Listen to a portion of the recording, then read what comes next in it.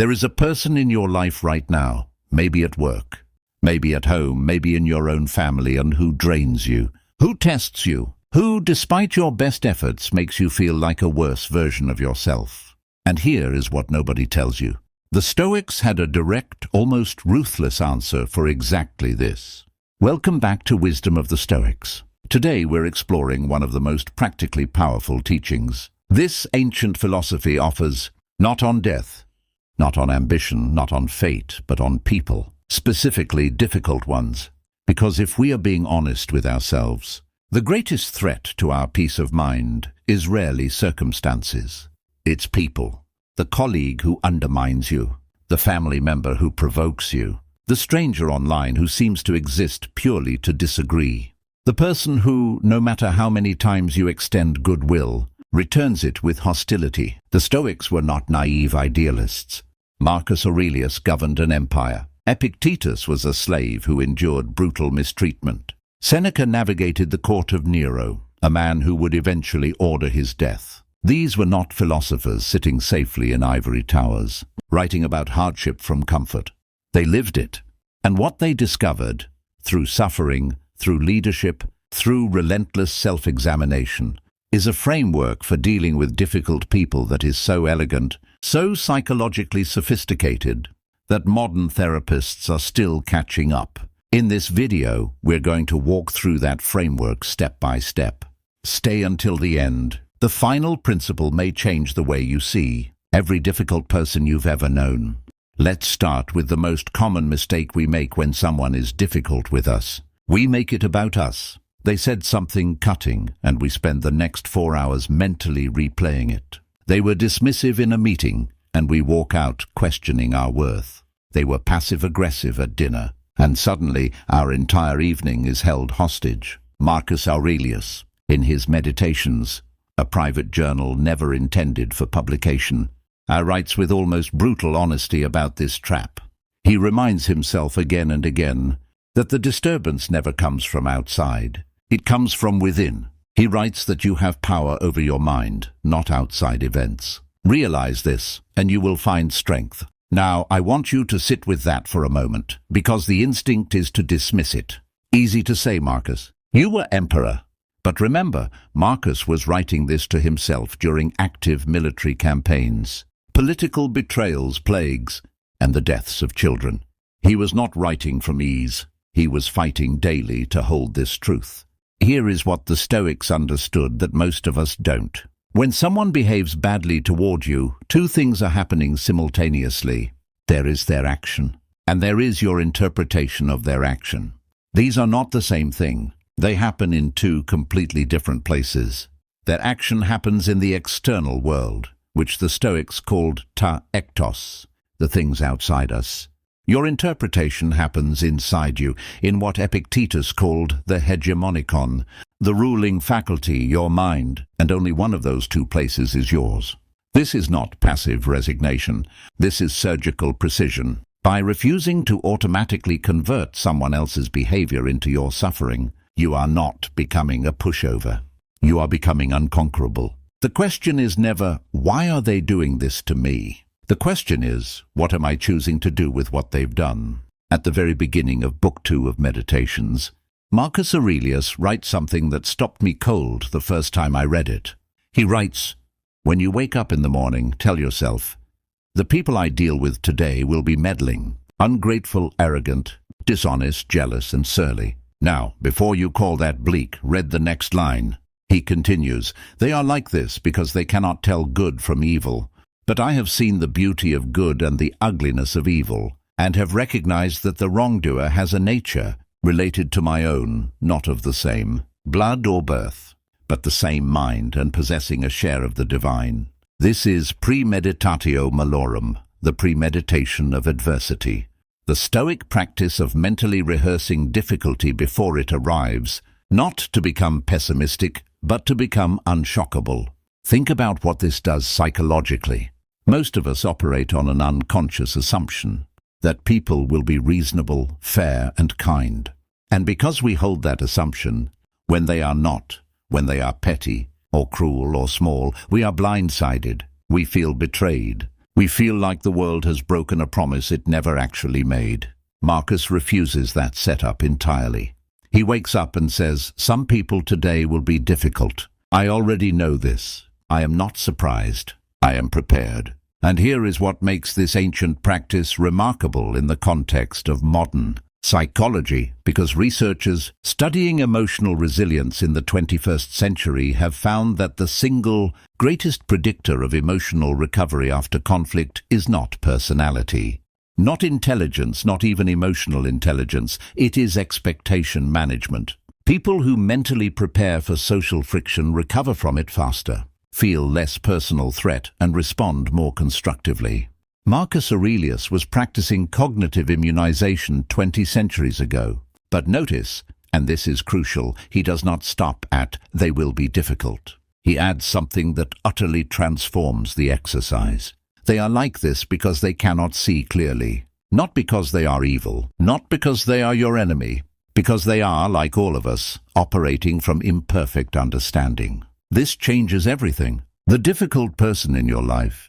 Have you ever considered that they might not be acting from malice, but from blindness? Epictetus opens the Enchiridion with one of the most important sentences in the history of philosophy.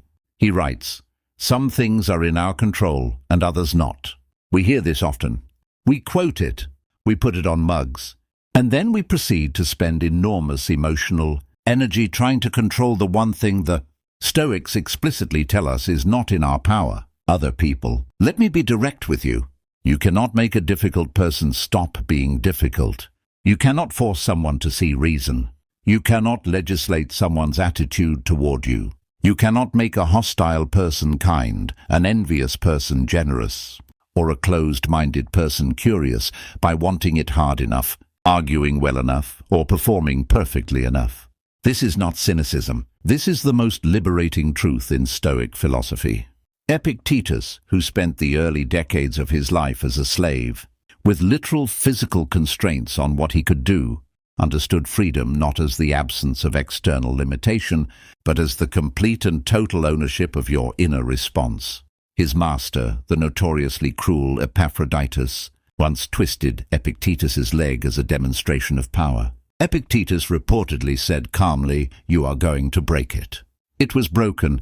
Epictetus said, "Did I not tell you that you would break it?" No rage, no begging, no collapse. Now, I'm not suggesting that level of detachment is immediately accessible to any of us, but the principle it points to is one we can practice right now. When a difficult person does what difficult people do, when they are cruel or petty or unreasonable, their behavior lives entirely in the domain of things not up to us. It is to ektos, external, beyond your control. Your response, your inner posture, your words, your decision about whether to engage or withdraw, that is prohairesis, your faculty of choice. The one thing that is entirely inalienably yours. This is where Stoicism becomes practical in a way that changes daily life. Stop asking, "How do I make this person different?" Start asking, "How do I choose to respond in a way I can be proud of, regardless of what they do?" This is not weakness. A person who responds from principle, rather than reaction, is not passive.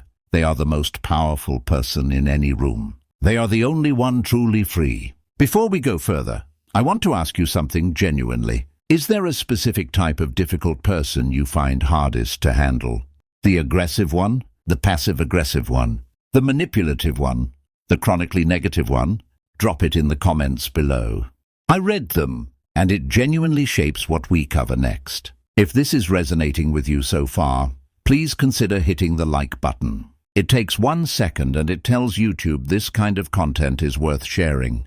Now, back to the Stoics. Of all the difficult emotions that difficult people provoke, none is more dangerous or more misunderstood than anger. And no Stoic wrote about it more carefully than Seneca. In his treatise De Ira, on anger, Seneca writes something extraordinary. He calls anger a brief madness. He says it is uncontrolled, forgetful of decency, unmindful of personal bonds, persistent and diligent in whatever it begins, closed to reason and counsel, agitated by trifling causes, fit for neither good advice nor the weighing of what is just.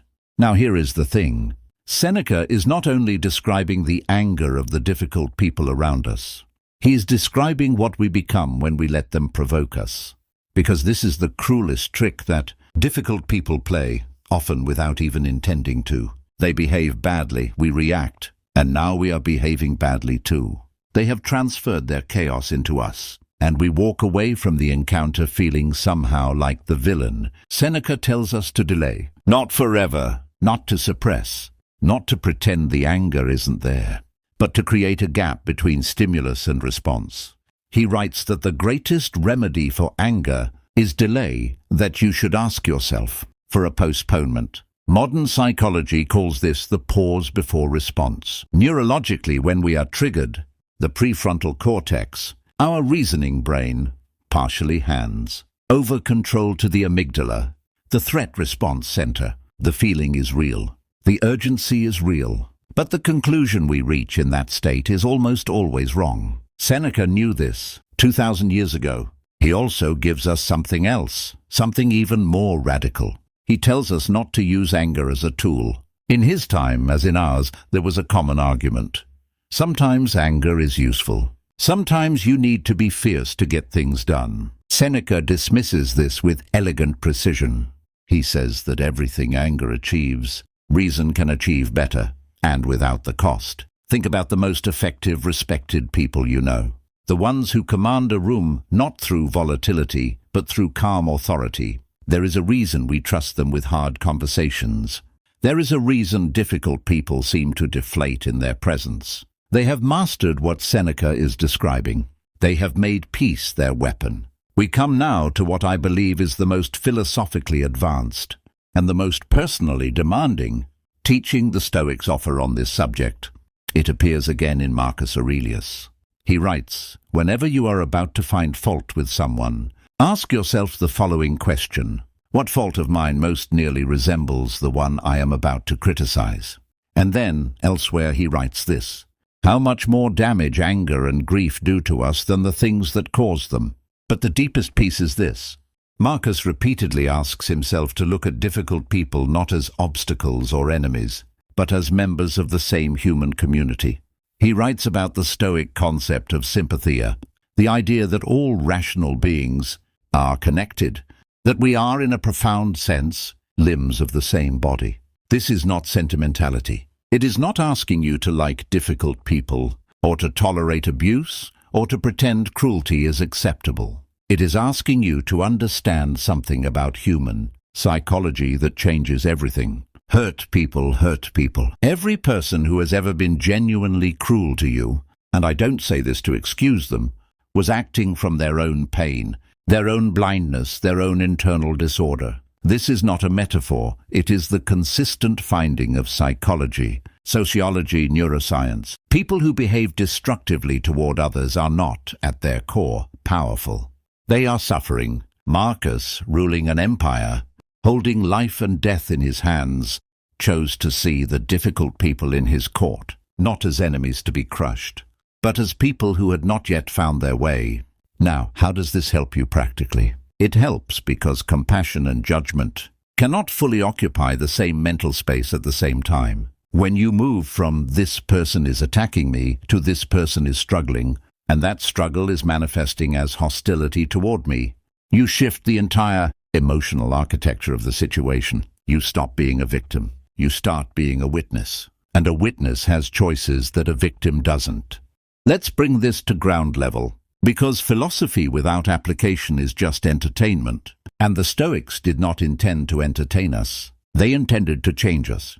Here are 4 practical Stoic responses to difficult people, drawn directly from the primary sources. The first, respond, don't react. Seneca tells us to create the gap.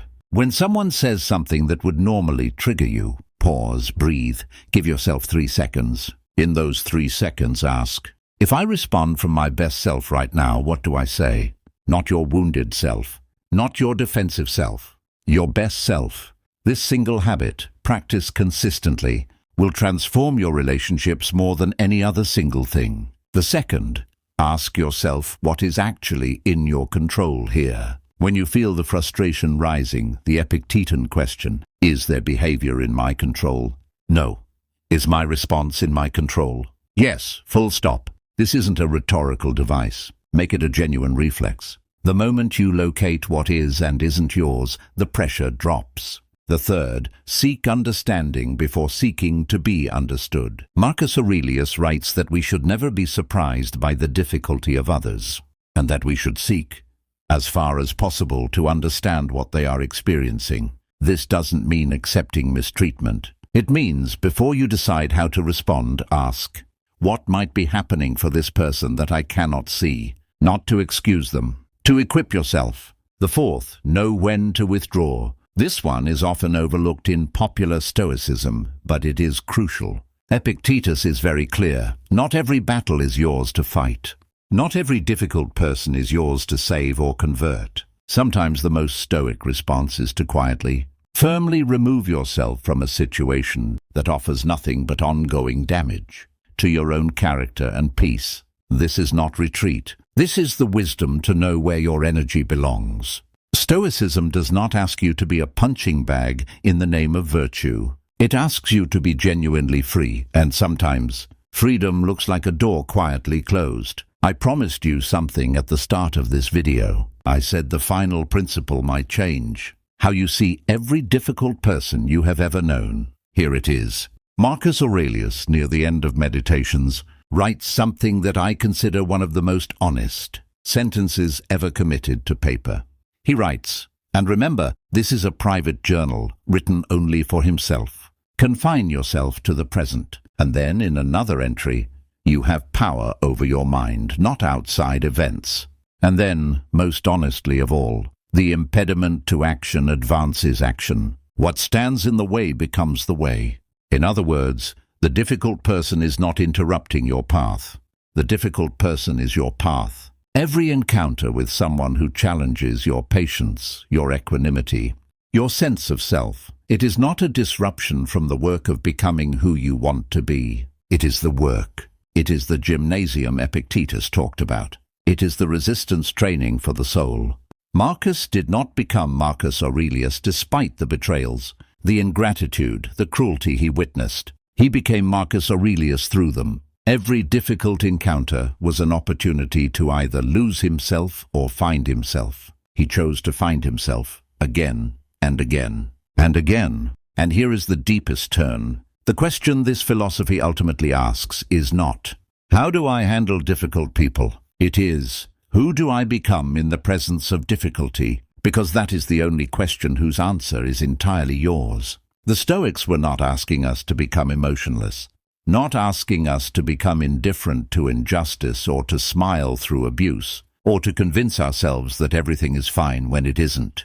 They were asking us to become free, free from the reflexive suffering that other people's behavior can cause us when we hand them the power to determine our inner state.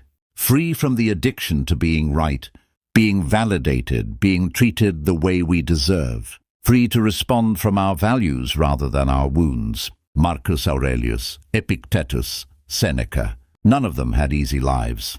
None of them were always at peace. They struggled. They failed. They wrote about their failures with a candor that, 2,000 years later, still makes you feel less alone. But they kept returning every day, in every difficult encounter, to this practice, this discipline of the mind, this choice to remain themselves. And that practice is available to you today, in your next conversation with the difficult person in your life, not to defeat them, to free yourself. If this resonated with you, genuinely, please share it with one person who you think needs to hear it. Not for the numbers, because this kind of philosophy spreads the way it always has, person to person, hand to hand. If you want to go deeper, we have a full video on Marcus Aurelius's Meditations and one on Seneca's Letters that pair beautifully with today's content. I'll link both at the end of this video. Subscribe to Wisdom of the Stoics if you haven't already. We release new content every week. No noise, no filler, just the ancient wisdom that still holds. I'll see you in the next one.